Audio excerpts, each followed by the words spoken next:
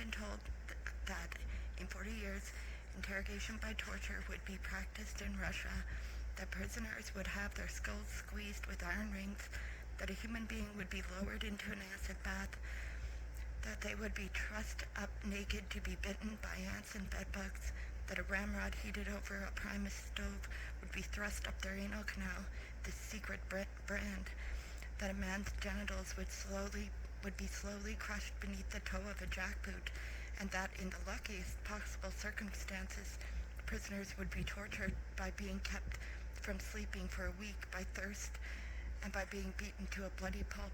Not one of Chekhov's plays would have gotten to its end because all the heroes would have gone off to the insane asylums.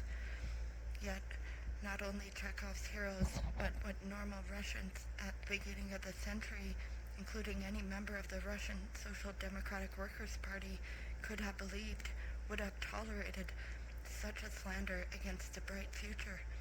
What had been acceptable under Tsar Alexei Mikhailovich in the 17th century, what had already been regarded as barbarism under Peter the Great, and what might have been used against 10 or 20 people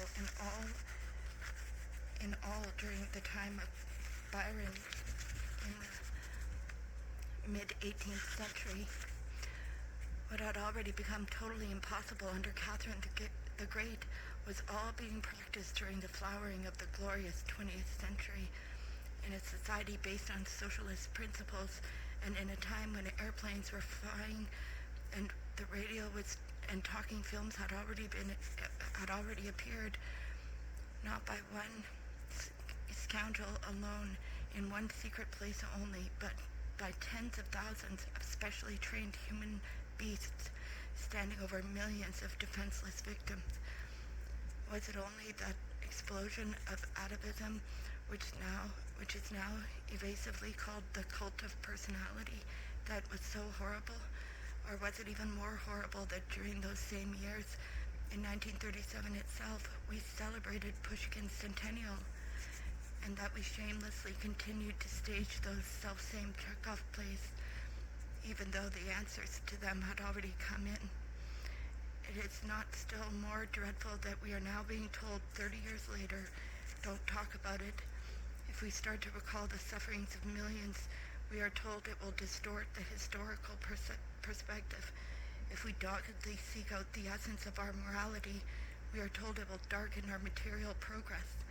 Let's think rather about the blast furnaces, the rolling mills that were built, the canals that were dug.